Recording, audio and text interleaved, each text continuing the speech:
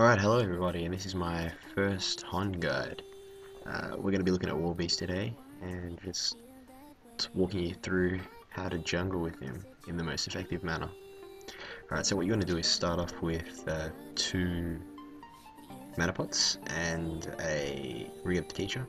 That'll provide you with enough mana to sustain you for practically the whole game, in terms of the amount of mana you should need to jungle to the best of your ability. You might want to pick up 1 or 2 later on, but this should hold you steady for the entire beginning of the game.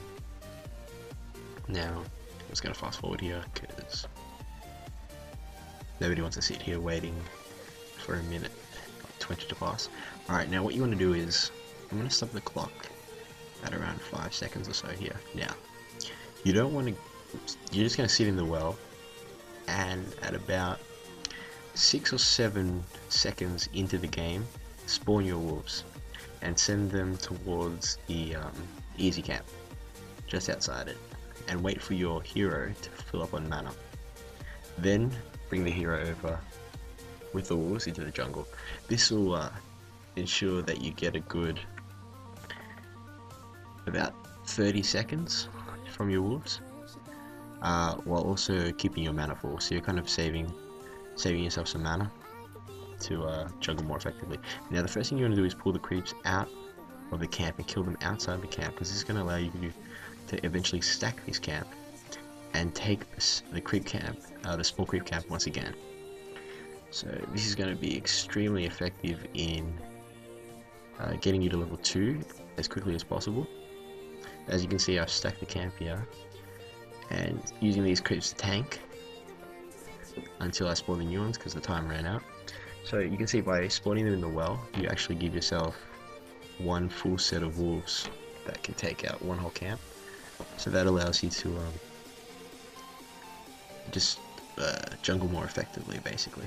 Okay, now once you finish with the double stack that you just did, make your way to the easy camp, the medium camp, sorry, and pull the creeps out once again and start attacking them. Now you want to make sure you're out around where those rocks are, is probably a good indication, or maybe even up on the hill to the side on the right of the screen, or even near the river. You can pull them that way and ensure that you don't kill them inside the camp, because sometimes it's a bit difficult to tell and the corpse kind of falls inwards. But other than that, just as far as you can. As you can see, I keep moving around, that kind of aggroes a creep back towards me.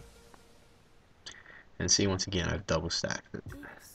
Except you're stacking it without actually having to take full brunt of 2 stacked camps. You're kind of doing 1 at a time and then straight after doing the second one.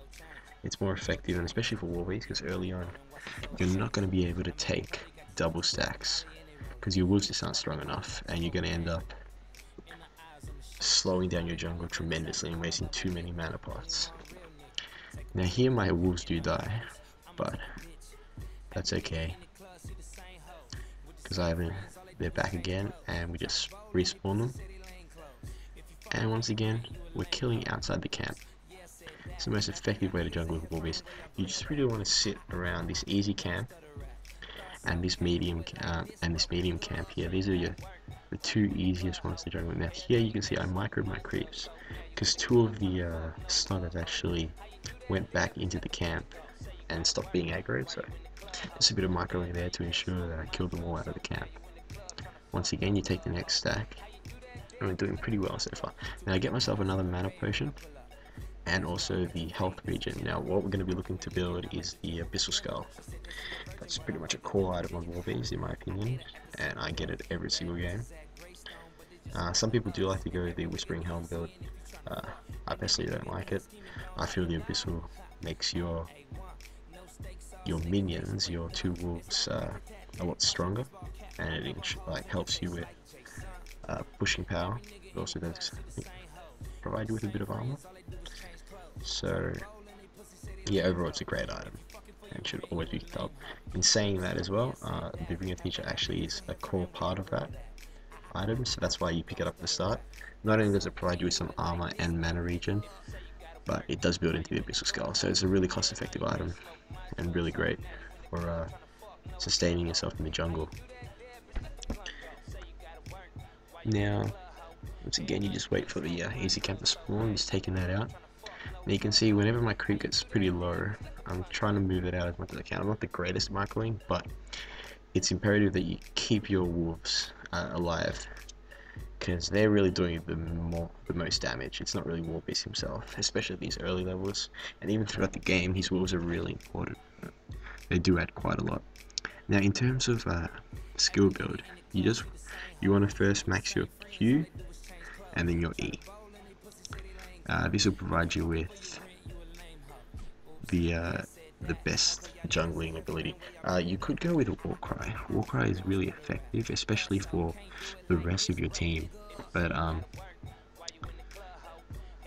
the problem with Warcry is Warbeast's mana pool isn't the greatest early on, and so if you're going to be spamming it doesn't cost about, I think, 20 mana at level 1.